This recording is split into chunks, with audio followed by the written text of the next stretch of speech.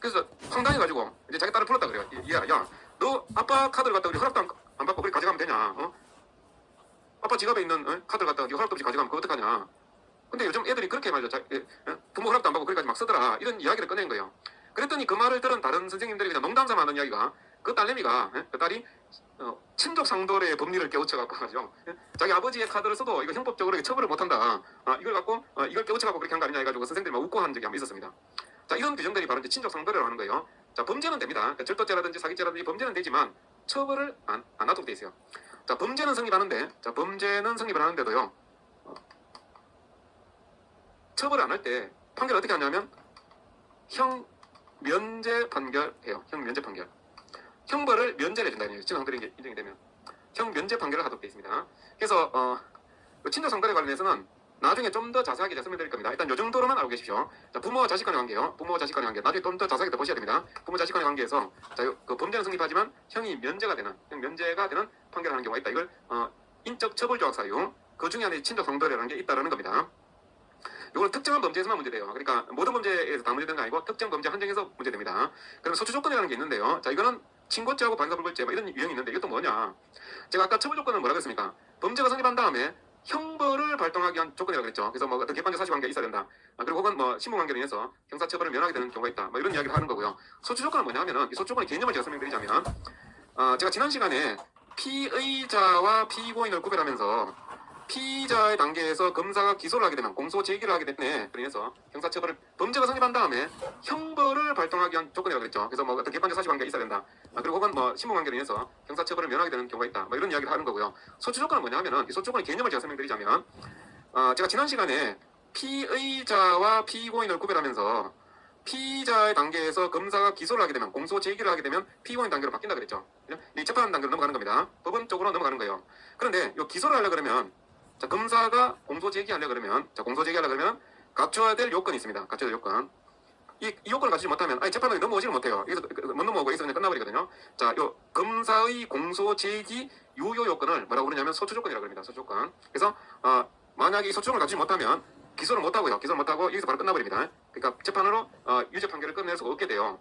자, 이와 관련된 요건, 자, 이 소추 요건과 관련된 내용이 형법에 규정이 되어 있어요. 형법에. 그래서 형법에 친고죄 규정이라는 게 있고요. 방한사 불벌죄라는 규정이 있습니다. 자, 이거는 꼭 해당 범죄에서만 문제되는 거거든요. 뒤에 가서 다시 보겠습니다. 일단 문장을 한번 확인해 보면요. 자, 처벌 조건에서 처벌 조건이란 범죄가 성립한 경우에 형벌권의 발생을 위해서 필요한 조건을 말합니다. 이거 만약 갖추지 못하게 되면 형 면제가 돼요. 자, 범죄 성립 요건을 결하는 경우에는 무죄 판결을 선고함에 반하여 처벌 조건이 없는 때에는 원칙적으로 형 면제 판결을 하게 됩니다. 형 면제. 형 면제는 범죄는 성립하지만 처벌을 못한다 이런 뜻이에요. 그 다음에 자, 이 유형은 객관적 처벌 조건이라는 게 있고 인적 처벌 조건이라는 게 있다. 자, 객관적 처벌 조건에는 일단 성립한 범죄에 대해서 형벌권의 발생을 저하하는 객관적 사유. 그러니까 사전 수뢰죄 제가 이랬던 사전 수뢰죄에서 공무원이 될 사람이 뇌물을 받아먹었다고 했을 때 현실적으로 나중에 공무원이 돼야만 공무원이 되는 거 이걸 이제 객관적 사유라고 하는 거예요. 공무원이 되는 사유가 있을 때 이때 이제 처벌할 수 있게 된다는 거예요. 그다음에 인적 처벌적 사유 이미 성립한 범죄에 대해서 행위자의 특수한 인적 관계요 신분 관계를 말합니다. 부모와 자식 간의 관계 이런 거 말이에요. 이런 인적 관계로 인해서 형벌권이 발생하지 않는 사유가 있다. 친족 상돌의 경우에 자, 직계혈족 배우자 동거 친족 동거 가족 또는 그 배우자 간의 관계에서 이 형을 면제하도록 되어 있거든요. 자, 직계혈족은 뭘 말하냐면 나중에 한 번 더 정리해야 될 때가 있을 거예요. 직계혈족은 자, 나를 중심으로 해가지고요. 부모, 조부모 이렇게 아버지, 어머니, 할아버지, 할머니 이렇게 말하는 거고 나의 아들, 자식, 아들, 딸, 그 다음에 손녀, 손자 이걸 말하는 거죠. 이게 이제 직계혈족 관계. 그 다음에 배우자, 직계혈족 배우자는 이제 부부관계. 동거, 친족, 동거, 가족 이렇게 하게 되면 가족 관계를 형성하고 있는 뭐 친족 개념인데 친족 개념은 나중에 뒤가 다시 설명드리겠습니다. 그리고 그 배우자로 되어 있죠. 그 배우자. 그러니까 그 배우자로 하는 것은 자, 이거 보면은 직계혈족의 직계혈족 예를 들면 나를 기준해서 직계혈족이죠. 직계혈족. 이쪽에서 보게 되면 어떻게 됩니까? 이쪽에 보게 되면 직계혈족의 배우자 이렇게 되죠. 직계혈족의 배우자. 요 그라고 할 때는 동거 친족이나 동거가족 배우자뿐만 아니라 이 직계혈족의 배우자니까 다 포함하는 개념이에요. 그래서 이쪽에서 보게 되면 요 직계혈족의 배우자 관계 이렇게 되죠. 그러니까 만약 내가 남자라 그러면 첫 입장에서 봤을 때는 시아버지가 되죠. 시아버지 시어머니 되잖아요. 그러니까 이제 며느리하고 시아버지 시어머니 관계 요 관계가 뭐냐면 이 친족 상대로 적용되는 거예요. 친족 적용돼 가지고 만약에 며느리가 시아버지 자동차를 갖다가 훔쳐가지고 달아났다 이렇게 하게 되면 이거 처벌을 못합니다. 형 면제 사유가 되는 거예요. 자, 이런 식으로 봐주시면 됩니다. 그리고 이쪽에 또 부모가 있겠죠. 이쪽도 마찬가지입니다. 이렇게 요 관계가 직계혈족의 배우자 이 관계 되는 거예요. 그 장인 장모죠. 장인 장모 이렇게 되면은 이게 그 친족 상대로 적용이 되는 겁니다. 이거 뭐 할아버지 할머니 이건 뭐 동일하죠. 이렇게 같이 뭐 자식을 뭐 출산하게 되면 이렇게 되는데, 그럼 이렇게 됐을 때, 자, 이 관계라든지 이 관계라든지 이 관계라든지 이 관계라든지 이렇게 되게 되면 이건 전부 형을 면제하게 된다는 거예요. 그러니까 다 외울 필요는 없습니다. 나이가 다시 할 거예요. 저기 친족 상도라는 게 어떤 개념인지 알고 계시면 됩니다. 이런 친족 관계 있을 때는 일정한 범죄에 한해서, 모든 범죄 다 그런 건 아니고요. 일정한 범죄에 한해서 형을 면제하는, 그러니까 형사처벌을 면하게 주는 그런 사유가 있다는 겁니다. 자, 그다음에 소추조건. 소추조건은 검사가 공소 제기를 하기 위해서 갖추어야 될 요건을 말하고, 이에 관련된 조항 중에 친고죄 조항이 있고 반사불벌죄 조항이 있다는 거예요. 자, 이걸 한번 보겠습니다. 자, 친고죄하고 반사불벌죄가 있는데요. 이 조문에 이제 이게 어떤 식으로 표현이 되어 있냐면, 친고죄는 이제 조문에 이렇게 되어 있습니다. 이런 범죄들, 일정한 범죄에 한해서만 이렇게 이제 이런 기준을 두고 있는데요. 친고죄 조문을 보면 어떻게 되냐면, 이러한 범죄를 쭉 나열해놓고, 이러한 범죄에 대해서는 고소가 있어야, 피해자의 고소가 있어야 논할 수 있다. 고소가 있어야 처벌할 수 있는 걸로 이렇게 규정이 되어 있고요. 자, 반사불벌죄 같은 경우는 조문에 어떻게 되냐면, 이런 범죄에 대해서 이런 식으로 표현되어 있어요. 자, 이와 같은 범죄들은 피해자의 명시한 의사에 반하여 처벌할 수 없다. 이런 식으로 규정이 되어 있어요. 이런 범죄에 대해서는 피해자의 명시한 의사에 반하여 처벌할 수 없다. 이렇게 되어 있고, 이런 범죄에 대해서는 고소가 있어야 논할 수 있다. 이런 식으로 되어 있단 말이에요. 자, 이렇게 규정되어 있는 것을 친고죄라 그러고, 이렇게 규정되어 있는 것을 이제 반사불벌죄라고 그러는데, 자, 이게 무슨 내용이냐면, 자, 친고죄는 어떤 범죄에 대해서 반드시 피해자 고소를 해야 돼요. 고소를 해야만 공소제기가 가능합니다. 그리고 형사처벌이 가능하게 돼요. 고소를 하지 않는다든지, 고소가 제기됐다가 취소돼 버린다든지, 고소 취소를 해버린다든지 이렇게 되게 되면 이 공소제기 못합니다. 형사처벌 못해요. 자, 이런 범죄를 친고죄라고 합니다. 친고죄. 자, 공소제기를 못하는데 만약 그럼에도 불구하고 억지로 공소제기하면 어떻게 되냐? 법원에서 어떤 판결을 하냐면 공소기각 이렇게 합니다. 공소기각. 너 공소제기한 거 이거 잘못됐어. 공소기각 판결을 하게끔 돼 있어요. 이거 형사소송법에 나오는 내용이고요. 자, 친고죄는 어떤 범죄라고요? 피해자가 고소를 해야만 검사가 기소할 수 있고 처벌할 수 있고, 고소가 제기됐다가 취소돼 버린다든지, 고소 취소를 해버린다든지 이렇게 되게 되면 이 공소제기 못합니다. 형사처벌 못해요. 자, 이런 범죄를 친고죄라고 합니다. 친고죄. 자, 공소제기를 못하는데 만약 그럼에도 불구하고 억지로 공소제기하면 어떻게 되냐? 법원에서 어떤 판결을 하냐면 공소기각 이렇게 합니다. 공소기각. 너 공소제기한 거 이거 잘못됐어. 공소기각 판결을 하게끔 돼 있어요. 이거 형사소송법에 나오는 내용이고요. 자, 친고죄는 어떤 범죄라고요? 피해자가 고소를 해야만 검사가 기소할 수 있고 처벌할 수 있는 범죄를 말한다. 친고죄. 어떻게 보면 이제 이걸 말을 붙여갖고 친히 고소를 해야 처벌할 수 있는 범죄 이렇게 생각할 수도 있어요. 자, 어떤 범죄가 있냐면, 자, 이런 범죄들이에요. 사자 명예훼손죄. 사자라는 것은 죽은 사람을 말합니다. 호랑이 사자를 말하는 게 아니고 죽은 사람을 사자. 죽은 사람의 명예를 훼손했을 때 성립하는 범죄가 사자 명예훼손죄고요. 그 다음에 비밀침해죄라고 해가지고 타인이 비밀 장치한 거를 내용을 들여다보면 이 비밀침해죄라는 범죄가 있습니다. 우리가 그 우편물 같은 거 날라오게 되면 이 봉함이 돼 있잖아요. 네? 봉함이 돼 있는 건 남의 집에 날라온 그 우편물이 봉함이 돼 있는 걸 갖다 뜯어보면 이 비밀침해죄 같은 범죄가 성립하게 됩니다. 이런 범죄. 업무상 비밀 누설죄라는 게 있는데, 예를 들어서 변호사가 말이죠, 법률 상담을 해놓고 이거 다른 사람한테 퍼뜨리면 안 되죠. 이 비밀을 지켜줘야 됩니다. 근데 이게 자기 업무상 알게 된 어떤 비밀을 갖다 다른 데 퍼뜨리고 이렇게 하면 업무상 비밀 누설죄라는 범죄가 되거든요. 그리고 모욕죄라는 범죄가 있습니다. 모욕죄는 사람이 많은 자리에서 이 경멸적인 표현을 해가지고 상대방의 사회적 평가를 저하시키는 거예요. 막 쌍욕을 퍼부으면 됩니다. 이게 모욕죄가 성립하는 거예요. 그러니까 사람이 많은 자리에서, 이제 여러 사람이 있는 자리에서 욕설을 아주 심하게 한다는 이런 경우에 이제 모욕죄라는 범죄가 되거든요. 자, 이런 범죄들은 친고죄라고 해가지고요. 친고죄를 해가지고 피해자가 고소를 해야만 기소를 할 수 있어요. 고소를 해야만 기소할 수 있습니다. 만약에 경찰서 가가지고 예를 들면 내가 칼에 맞았다. 누가 나를 죽이려고 한다. 칼에 맞아가지고 막 피차차 흘리면서 막 이거 경찰서 찾아갔다 한번 생각해보세요. 그러면 경찰관이 아니 이거 칼에 맞았다고 이 범인 누구냐 해가지고 당장 수사를 시작할 겁니다. 예? 살인이라든지 말이죠. 예? 당장 수사 시작해가지고 범인을 잡고 이렇게 하겠죠. 그 수사기관이 당연히 해야 될 일 아닙니까?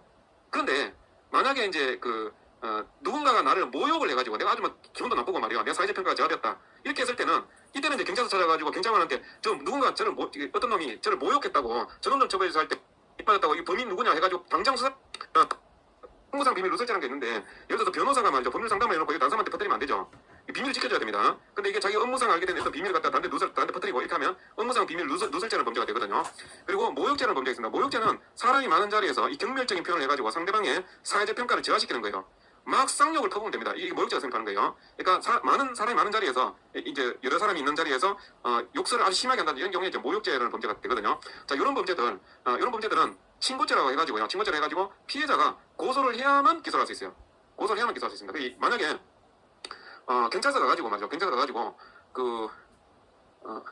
예를 들면 내가 칼에 맞았다. 누가 나를 죽이려고 한다. 칼에 맞아가지고 막 피 차차 흘리면서 막 경찰서 찾아갔다 한번 생각해보세요. 그러면 경찰관이 아니 이거 칼에 맞았다고 이 범인 누구냐 해가지고 당장 수사를 시작할 겁니다. 예? 살인이라든지 말이죠. 예? 당장 수사 시작해가지고 범인들 잡고 이렇게 하겠죠. 그 수사기관이 당연히 해야 될 일 아닙니까? 그런데 만약에 이제 누군가가 나를 모욕을 해가지고 내가 아주 막 기분도 나쁘고 말이야. 내 사회적 평가가 저하됐다. 이렇게 했을 때는 이때는 이제 경찰서 찾아가지고 경찰관한테 누군가 저를 어떤 놈이 저를 모욕했다고 저놈들 처벌해서 할 때 경찰관이 뭐라고 해야 하냐면 그럼 고소를 해달라고 해요. 고소하라고. 고소를 안 하면 이거 처벌 못 하거든요. 이 고소장 써가지고 물론 이제 형식적으로라도 이제 고소장을 쓰게 됩니다. 법무사가 다 찾아가지고 이 고소장을 써가지고 이제 제출하면 그때 이제 수사를 해가지고 이제 처벌할 수 있게 되는 거죠. 고소를 하지 않으면은 기본적으로 이게 처벌을 할 수가 없게 되는 거야. 이게 이제 친고죄라고 하는 거예요. 피해자 의사를 물어본다 이 이야기죠. 옛날에는 성범죄 있잖아요. 성범죄. 이 성범죄 뭐 강간죄라든지 강제추행죄라든지 이런 성범죄들이 전부 친고죄였었어요. 했었는데 지금은 그 친고죄에서 다 삭제를 해버렸죠. 그러니까 옛날에는 피해자가 반드시 고소를 해야만 이 성범죄 처벌할 수 있게 해놓으니까 그 고소를 하는 과정에서 흔히 2차 피해라고 하죠. 그죠? 이 피해자가 다시 경찰에 가가지고 자기가 뭐 성폭행 당했는데 다시 이야기를 해야 되고 이게 아주 지저분하게 되는 거예요. 그러니까 지금은 그 2차 피해 이런 걸 갖다 좀 막기 위해서 아예 친고죄 이런 거 다 없애버리고 고소를 하지 않더라도 바로 그냥 형사처벌할 수 있도록 이렇게 하고 있어요. 근데 통상적으로는 이 친고죄 아닌 경우에도 말이죠. 그 고소를 해달라고 하는 경우가 있긴 합니다. 뭐 절도를 당했다고 할 때 뭐 고소장 써가지고 제출하라 이런 요걸 하기도 하거든요. 근데 그건 고소가 의미가 없습니다. 이런 범죄에 대해서는 고소가 큰 의미를 갖는 거고요. 뭐 절도라든지 뭐 사기라든지 이런 범죄들 같은 경우는 고소가 큰 의미를 갖지는 않습니다. 그냥 하나의 수사의 단서에 불과해요. 경찰관이 범죄 사실을 인지하기 위한 하나의 단서에 불과하다는 거죠. 보통 일반적인 고소는. 근데 이런 범죄에 대해서는 고소가 굉장히 중요해요. 고소가 없으면 아예 처벌을 못하니까. 그러니까 이거 굉장히 중요한 고소가 중요한 역할을 하는 이런 범죄가 뭐라고? 친고죄라고 부른다는 이야기죠. 그러니까 이런 범죄에 대해서는 피해자가 고소를 하더라도 나중에 고소 취소해버릴 수 있거든요. 고소 취소해버리면 또 처벌을 못하게 돼요. 이게 친고죄입니다. 그리고 여기 밑에 있는 거 친족 상돌의 경우에 328조 제1항 2위의 친족이 되어 있는데 이거 조금 어렵습니다. 지금 당장 이거는 이해하기 좀 힘들거든요. 근데 제가 말씀만 드리면 지금 당장 몰라도 돼요. 뒤에 가서 다시 할 거니까. 근데 이건 뭐냐면 아까 제가 친족 상돌에 관련해서요. 직계혈족 배우자 동거 친족, 동거 가족 또는 그 배우자 해가지고 이 사이에 어떤 뭐 절도를 범했다든지 사기를 쳤다든지 했을 때 이거 제가 형면제한다 그랬잖아요. 형면제, 처벌 못한다 그랬죠.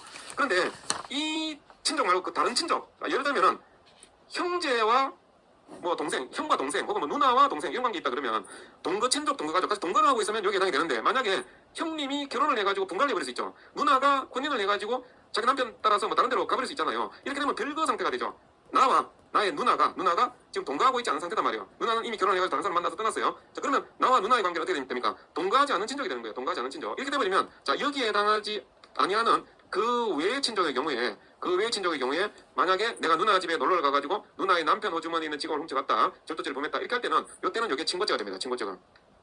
법 조문에 그렇게 돼 있어요. 법 조문에 누나의 남편 호주머니에 있는 직원을 훔쳐가게 되면 절도죄가 성립하는데 이때는 그 누나의 남편이 피해자가 고소를 하면 처벌할 수 있도록 그렇게 돼 있습니다. 고소를 하면 처벌할 수 있고 그러니까 여기에 직배동동배 요 친족관계 인정이 되면 이건 아예 형면제가 되고 그렇습니다. 좀 어렵죠? 자 이렇게 어려운 내용들은 너무 부담 갖지 말고 들으세요. 지금 제가 기초 강좌잖아요. 기본 강의에 있어서 일단 들어두시고 나중에 차근차근 더 쌓아가면 됩니다. 처음에 한꺼번에 막 다 하게 되면 머리가 아프고 그 다음에 이걸 아예 안 하려고 하게 되면 또 나중에 또 생사가 들리니까 적절한 수준으로 제가 했던 말 나중에 또 하게 되고 또 반복을 계속 할 겁니다. 지난번에 누가 그 게시판에 제 강의 듣고 굉장히 도움이 많이 됐다고 하시는 분이 한 번 이야기한 걸 그 뒤에 가서 또 더 추가를 하고 더 추가를 해가지고 계속 반복이 되는 게 참 좋다 뭐 이런 말씀을 한 것도 있더라고요. 근데 지금 이렇게 일단 한번 들어두시고 지금 좀 어렵죠? 처음 듣는 분들 당연히 어려울 겁니다. 근데 이거를 한번 들어놨다가 나중에 또 다른 사실 관계 또 공부하면서 판례 공부하면서 더 추가 하다 보면 그때 공부했던 게 다시 이해가 되고 그럴 수 있습니다. 그러니까 아까 친족 상달의 경우에 이거 인적 처벌적 사유가 된다고 했잖아요. 인적 처벌적 사유. 그런데 이렇게 친고죄가 되는 경우도 있다. 친족 관계가 여기에 해당되는 그 외의 친족도 특별한 취급을 해준다 이런 얘기죠. 친고죄로 취급하는 경우가 있다. 근데 이거 친족이 뭔지 아직 내가 확실히 감이 안 잡힌다 하게 되면 일단 접어두세요. 나중에 또 다시 설명드릴 거고 그렇다고 해서 완전히 제끼지 마시고 일단 한번 생각해보고 잘 모르겠다 하면 적정한 수준에서 그냥 접고 또 넘어가면 돼요. 나중에 또 반복하면서 완전히 자기 지식으로 이게 될 겁니다. 하루아침에 안 된단 말이에요. 제가 이걸 다 감안해서 설명드린 거예요. 자 이런 경우에 자 뭐라고요? 고소가 있어야 처벌할 수 있다 이런 이야기죠. 고소를 취소해버리면 처벌을 못하게 되는 겁니다. 자 그다음에 반사불벌죄 보겠습니다. 자 반사불벌죄에 해당하는 범죄는 어떠냐 하면은 자 폭행죄는 어떤 범죄냐면은 사람의 신체에 대한 직접적인 유형력의 행사라고 이야기를 해요. 사람 때리면 그냥 폭행죄가 되는 겁니다. 근데 이 폭행이라고 하는 것이 꼭 무슨 사람 몸에 닿아야 되느냐 하면 그렇지 않습니다. 접촉할 필요는 없어요. 얼굴에다 대고 막 삿대질하는 게 또 폭행이 됩니다. 침 뱉는 이런 것도 폭행이 될 수도 있어요. 자 존속폭행죄 자기 아버지나 자기 배우자의 부모, 그러니까 시아버지, 시어머니 혹은 뭐 장인, 장모 이 폭행하면 존속폭행이 됩니다. 자 협박이라는 거 아까 뭐라고 했습니까? 공포심을 일으킬 만한 해악의 고지. 공포심을 일으킬 만한 해악을 고지하는 것. 그러니까 뭐 죽여버리겠다, 가만 안 두겠다, 뭐 고소하겠다 이런 것들 좀 협박이 되는데요. 자기 부모나 아니면 자기 배우자의 부모 이런 걸 협박을 하면 존속협박이기 됩니다. 존속협박죄. 자, 명예훼손죄. 명예훼손죄는 많이 들어보셨죠? 그러니까 사람의 우리 사회적 평가를 저하시키는 그런 얘기를 했을 때, 자, 명예훼손죄라는 범죄가 있고요. 그다음 출판물 명예훼손죄라 그래가지고 그냥 일반적으로 그냥 사실만 이렇게 적시해가지고 명예를 훼손하게 되면 일반 명예훼손죄인데요. 신문 기사로 뭐 아주 명예를 훼손하는 사실을 적시한다든지 이렇게 하게 되면 출판물 명예훼손죄. 이 방송이나 아니면 신문 같은 이런 거 있죠. 출판물을 통해서 사람의 명예를 훼손했을 때는 출판물 명예훼손죄라는 범죄가 있어요. 그리고 과실치상죄가 뭐냐면 과실로 사람을 상해에 이르게 했을 때 성립하는 범죄입니다. 이거 과실범이에요. 과실범. 제가 어제 지난 시간에 범죄는 기본적으로 고의가 있어야 성립하는 범죄, 이게 원칙이라고 그랬어요. 그러니까 예외적으로 고의가 없어도 성립하는 범죄 유형이 있다. 이걸 과실범이라고 한다. 이 과실범 범죄 명이 이런 형태로 이루어집니다. 과실로 치라고 할 때는 치라는 거는요. 이를 치자입니다. 이르게 했다는 뜻이에요. 이르게 했다. 뭐요? 상해에 이르게 했다는 뜻이에요. 과실, 치상 할 때는요, 이 과실, 자, 고의가 없다는 거예요. 고의 없이 상해에 이르게 했다. 그래서 과실치상죄는 범죄가 인정이 되는 겁니다. 그러니까 고의로 누구를 다치게 할 생각은 없었단 말이에요. 근데 주의를 제대로 잘 기울이지 못해가지고 타인으로 하여금 상해에 이르게 했을 때 성립하는 범죄가 과실치상죄. 순수한 과실범입니다. 그럼 한번 제가 물어볼게요. 과실로 만약 사람을 사망에 이르게 하면 어떻게 될까요? 사망에 이르게 죽었다 이렇게 되게 되면요. 그럼 과실치사가 되는 겁니다. 사망에 이르게 했다 이런 이야기예요. 자, 상해의 고의를 가지고 상해 결과 발생하면 상해의 고의를 가지고 사람을 상해에 이르게 했다 이렇게 하면 그냥 상해죄가 되는 거예요. 상해죄. 근데 과실로 상해에 이르겠다 할 때는 과실치상죄가 됩니다. 죄명은 이런 식으로 생각하시면 되고. 근데 이것도 물어보는 사람이 있더라고요. 제가 이게 최종 정리 강의 때 나중에 우리가 뭐 결과적 가정범 해가지고 또 공부하는 거 있거든요. 괜히 결과적으로 공부하다 이거 결과적 아닙니까? 이것도 질문하시는 분 있어요.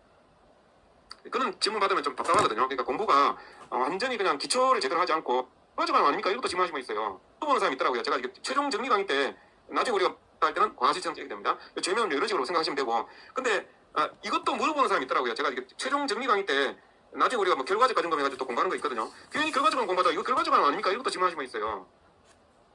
그런 질문 받으면 좀 답답하거든요. 그러니까 공부가 공부하는 거 있거든요. 죄명은 이런 식으로 생각하시면 되고. 근데 이것도 물어보는 사람이 있더라고요. 제가 이게 최종 정리 강의 때 나중에 우리가 뭐 결과적 가정범 해가지고 또 공부하는 거 있거든요.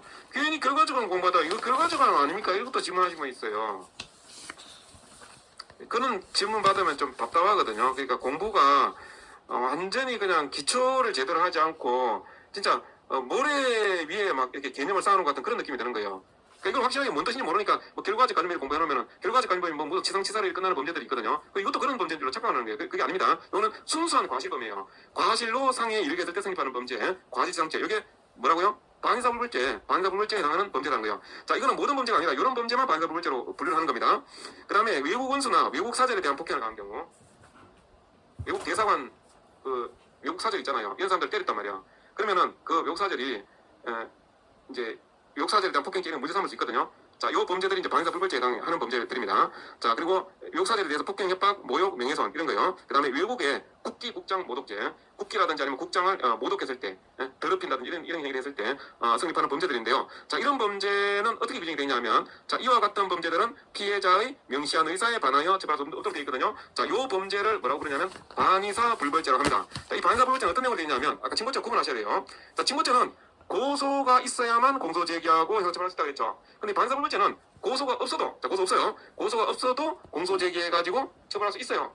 다만 이 범죄는 자, 고소가 없어도 공소 제기 처벌할 수 있는데요. 다만 처벌을 원하지 않는다는 의사표시입니다. 처벌을 원하지 않는다는 의사표시가 있게 되면 이때는 처벌을 못하는 거예요. 친고죄의 차이점을 잘 생각해 보세요. 친고죄는 고소가 있어야 됩니다. 처음에 고소가 있어야만 그때 비로소 공소 제기 가능하고 처벌 가능해요. 방위사불벌죄는 고소가 없어도 처벌 가능한데 다만 가만히 그냥 냅두면 그냥 그대로 처벌 가능한 상황에서 처벌하지 말아주십시오 하게 되면 처벌 불원의 의사표시, 처벌을 원하지 않는다는 의사표시 하게 되면 그때는 처벌을 못하는 범죄. 요거를 방위사불벌죄라고 하는 겁니다. 자, 그러면 친고죄와 방위사불벌죄의 공통점을 한번 생각해보죠. 친고죄와 방위사불벌죄 공통점은 뭐냐면 피해자가 어떤 생각을 갖느냐에 따라서 처벌될 수도 있고 처벌 안 될 수도 있죠. 그렇죠? 피해자가 국가 형벌권을 좀 좌지우지할 수 있는 그런 범죄에 해당이 되는 거죠. 그게 바로 친고죄와 방위사불벌죄의 특징입니다. 개인적인 의사가 좀 더 고려되어야 되는 그런 범죄들, 이런 거 이제 친고죄 내지는 방위사불벌죄로 규정이 되어 있는 거고, 옛날에는 이제 성범죄 같은 게 이런 게 이제 친고죄에 있었는데 지금 다 삭제했다는 거잖아요. 근데 그게 공통점이고, 그 다음에 피해자가 저 사람 처벌하지 마세요 하게 되면 처벌 못하는 것도 똑같아요. 피해자가 저 사람 처벌하지 마세요 하게 되면 처벌 못하는 것은 친고죄하고 방위사불벌죄가 똑같습니다. 자, 친고죄 같은 경우에 고소 취소해버리면 돼요. 고소 취소하면 저 사람 처벌하지 마세요라는 거거든요. 고소 취소해버리면 형사처벌 못합니다. 그 다음에 방사불제도 저 사람 처벌하지 말아주세요. 처벌을 원하지 않습니다. 자, 처벌을 의사 표시하게 되면 처벌 못하죠. 똑같습니다. 그러니까 처벌하지 말아주십시오 하게 됐을 때 처벌 못하는 건 똑같대요.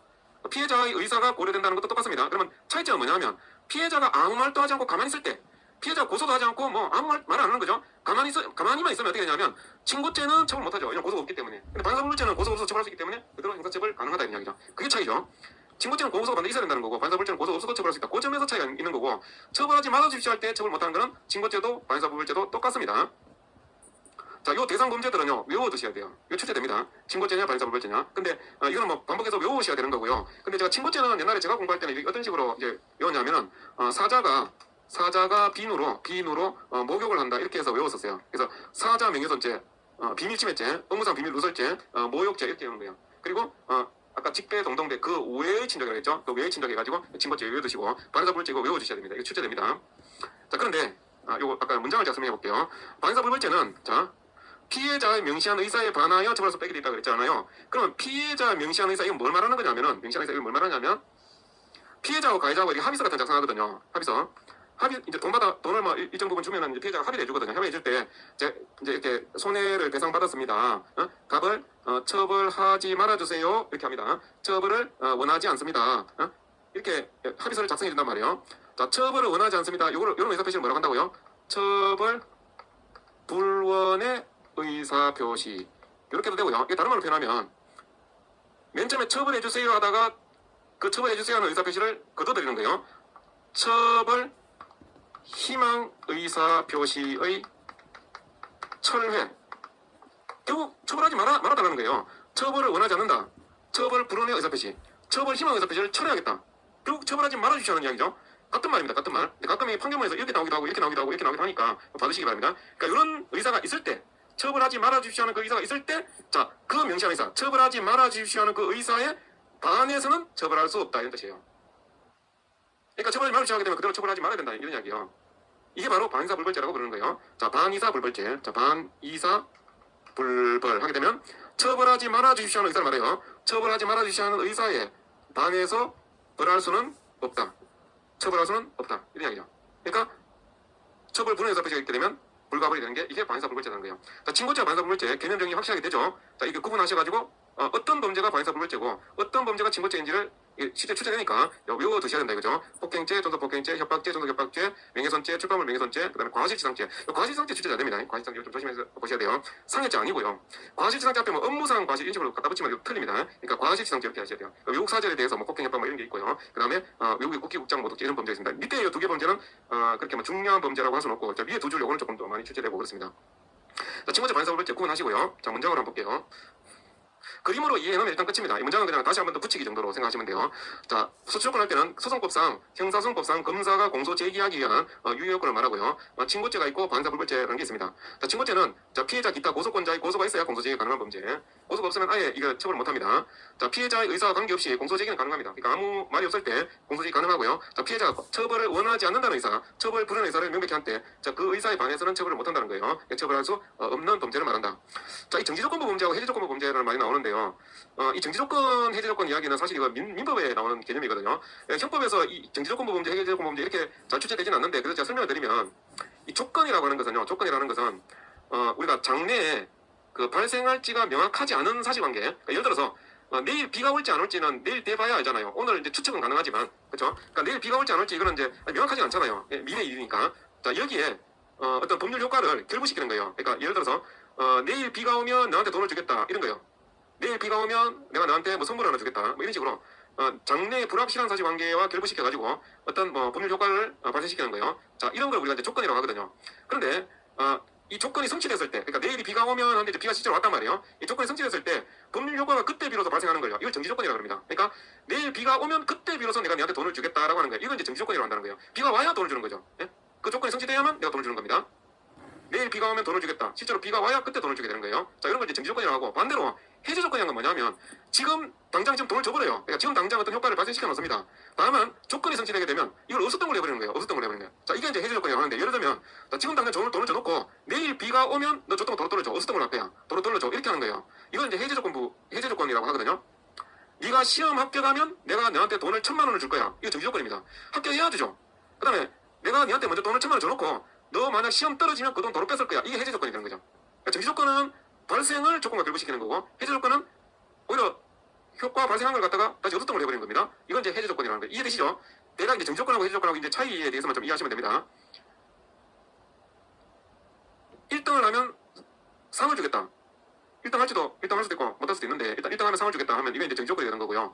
만약에 내가 너한테 미리 상을 줘놓을 거다. 선입금, 예? 선입 먼저 돈을 먼저 줘놓고, 예? 나중에 1등 못하면 도로 돌려줘. 이게 이제 해제 조건이라는 거죠. 자, 그러면 보세요. 친고죄 같은 경우는 고소가 있어야 그때 비로소 처벌이 가능하죠. 그죠? 처벌이 가능하다는 가능한 법률 효과로 보게 되면 고소가 있어야만 처벌이 가능하잖아요. 그러니까 이게 정지 조건이 되는 거예요. 그 다음에 방해사불벌죄 같은 경우는 고소 없어도 처벌할 수 있잖아. 지금 당장 처벌할 수 있죠. 다만 처벌하지 말아주시오 해버리게 되면 지금까지 했던 건 전부 도로 무기 돼버린단 말이에요. 이게 바로 뭡니까? 해제 조건이 되는 거죠. 이해되시나요? 그러니까 정지 조건은 고소가 있어야 그때 비로소 이제 시작이 되는 거예요. 이제 처벌할 수 있게 되는 거고. 그리고 방해사불벌죄 같은 경우는 지금 당장 그냥 뭐 수사해가지고 처벌할 수 있단 말이에요. 다만 수사 잘 진행하다가 갑자기 처벌하지 말아주시오 해버리게 되면은 아까 도로 돌려줘 하듯이 도로 없었던 걸로 하자 이렇게 돼버리죠. 이렇게 되니까 이제 방해사불벌죄는 해제 조건부 범죄라고 칭하는 겁니다. 어느 정도만 이해하시면 돼요. 그리고 이게 아무 생각 없이 말이에요. 친고죄는 정지조건부 범죄, 그다음 방해사불벌죄는 해제조건부 범죄. 아무 생각 없이 그냥 외워도 문제는 풀 수 있죠. 근데 제가 이렇게 외우게 되면 외우는 것이 점점 늘어나면 부담이 자꾸 되잖아요. 그러니까 어느 정도 좀 이렇게 이해를 하고 외우면 그 암기의 부담을 줄일 수 있다 이런 이야기죠. 예?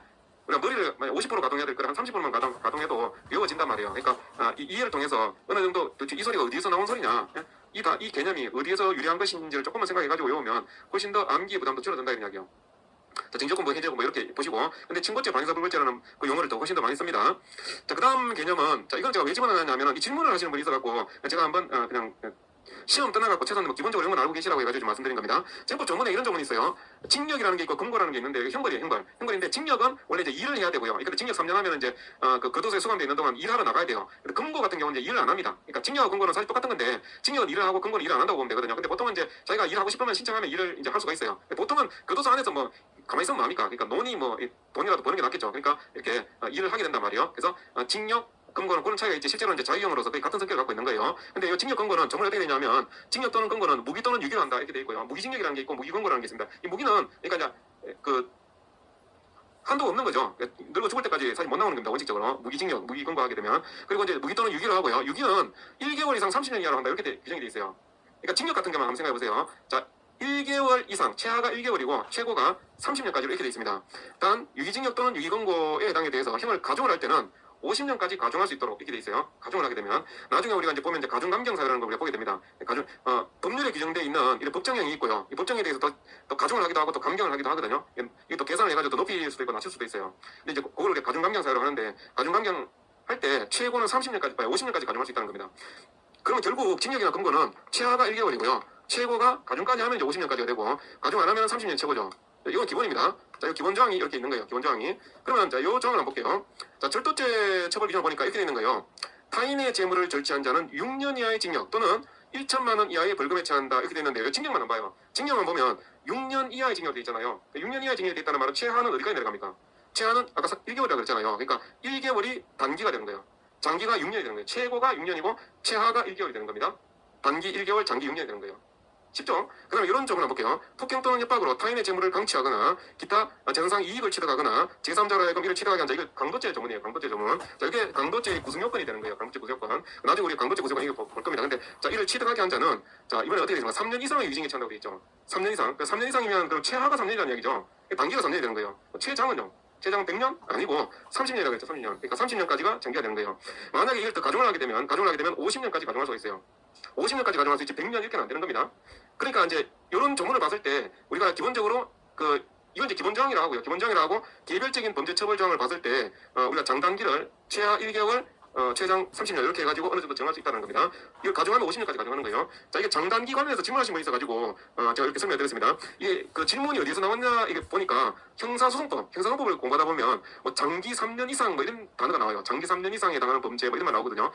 장기 3년 이상에 해당하는 범죄 할 때는 자, 이걸 보면 이제 6년 이하의 징역하면 장기가 6년이잖아. 그 장기 3년 이상이 되죠. 그죠? 이것도 이제 3년 이상 징역 취한다 하게 되면 단기가 3년이고 장기가 30년까지 되니까 장기가 3년 이상이 되잖아. 그죠? 그러니까 여기 장기 3년 이상에 해당하는 범죄에 해당이 되는 겁니다. 만약에 법조문에 1년 이하의 징역에 처한다 이렇게 하게 되면 단기가 1개월이고 장기가 1년이잖아요. 그러면 장기가 3년 이상이 안 되죠. 그렇죠? 장기 3년 이상이 안 됩니다. 그러니까 이렇게 이제 판단하는 것들이 형사법에 나오니까 아마 이거 질문하신 것 같아요. 이 문장을 보면 자, 3년 이하의 징역에 처한다라는 규정은 1개월 이상의 기가 생략되어 있는 표현이라고 보면 되죠. 아까 일반 조항이 있었으니까. 그래서 단기 1개월이 된다는 거고. 3년 이상의 징역에 처한다는 것은 단기 3년인데 근데 장기 30년 이하가 이게 생략되어 있는 겁니다. 그러니까 장기 30년이 되고 만약 가중한다면 50년까지 가중할 수 있는 겁니다. 50년을 더 넘어설 수는 없어요.